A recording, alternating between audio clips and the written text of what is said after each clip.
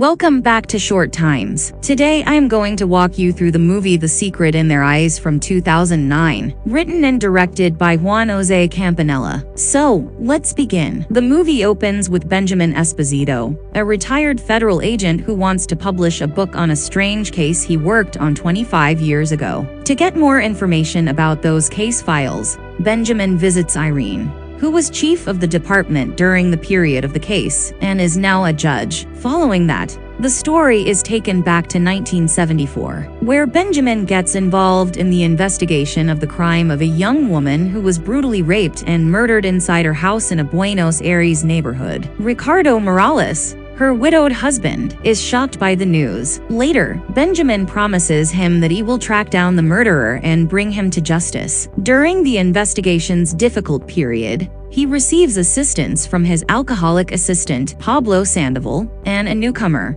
the wealthy attorney Irene Menendez Hastings, who takes over as department chief. A few days later, in front of the judge, the murder is blamed on two immigrant laborers by Benjamin's competing partner, Romano, in an effort to put the matter to rest. That irritates Benjamin, who then attacks Romano in a fit of rage. Following that, the judge put an end to that case. Later, Benjamin pays a visit to Ricardo and speaks with him. Ricardo shares some old photographs of her wife while speaking. Benjamin discovers a tip while looking around. He encounters a doubtful young man named Isidoro Gomez, who appears in several images looking suspiciously at the victim. Benjamin looks into Gomez's whereabouts and learns that he resides and works in Buenos Aires, but is unable to track him down. After that, Benjamin and Pablo enter Gomez's home in Chivilcoy, which is also the hometown of Gomez and Ricardo's wife. They stole a collection of letters the suspect wrote to his mother during the unauthorized search, but they are unable to locate any evidence in the letters,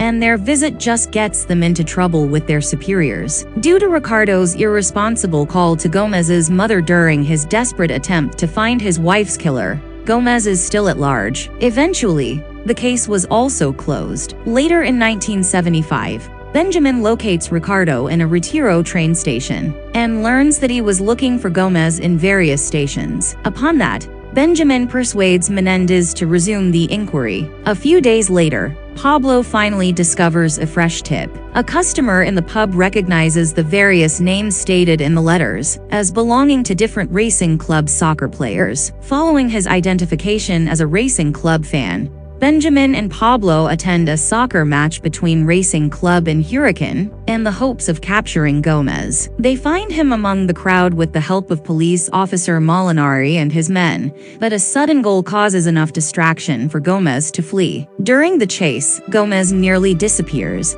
but he is eventually brought down in the center of the pitch. Benjamin and Irene then organize a fake, mostly illegal interrogation at the courthouse. They are successful in getting him to confess the murder by teasing him and hurting his ego. Justice appears to have been served. Nevertheless, less than a year later, Romano bails him out in order to exact revenge on Benjamin and hires him as a hitman for the Peronist Party's right-wing section. Benjamin and Menendez attempt to reverse it, but are prevented by Romano's intervention. Benjamin informs Ricardo that his wife's murderer will never be imprisoned. Several weeks later, Pablo gets into a drunken fight, leading Benjamin to take him to his apartment. Benjamin goes afterwards to get Pablo's wife. When he returns with Pablo's wife, the door has been broken and is open. His photos have been flipped over, and Pablo has been shot dead in his room. He assumes and believes Pablo was murdered by hitmen, maybe on Romano's orders, and that Pablo pretended to be Benjamin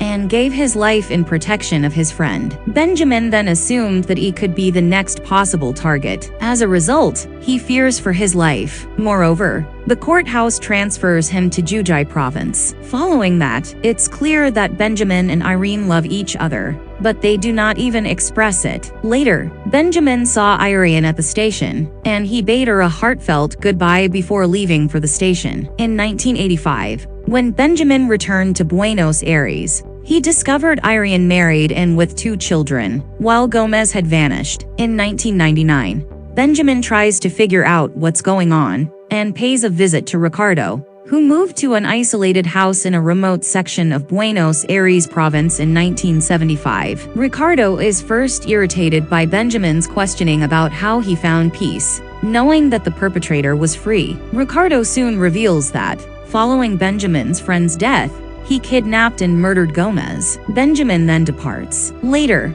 however, he recalls Ricardo not desiring Gomez to have an easy death in the past. Benjamin returns secretly to Ricardo's home. After that, he is shocked to discover that Ricardo has a homemade cell in his house, and that Gomez has been jailed there for more than 24 years. As punishment for the death of his wife, he kept him alive by feeding and caring for him, but he never spoke to him or let him out in 24 years. Moreover, Ricardo restates what he had stated in front of Benjamin in 1974, that, rather than a death sentence, he feels that a boring, meaningless life in prison is the real concept of justice. Benjamin leaves with an accepting nod. That suggests Benjamin agrees with Ricardo's actions. Gomez eventually accepts his fate after realizing he will never again be a free man. He pays Irene a farewell visit, and there he acknowledges her feelings, and they decide to begin a relationship even if it is going to be complicated. Finally, they entered her office while smiling, and the film ends.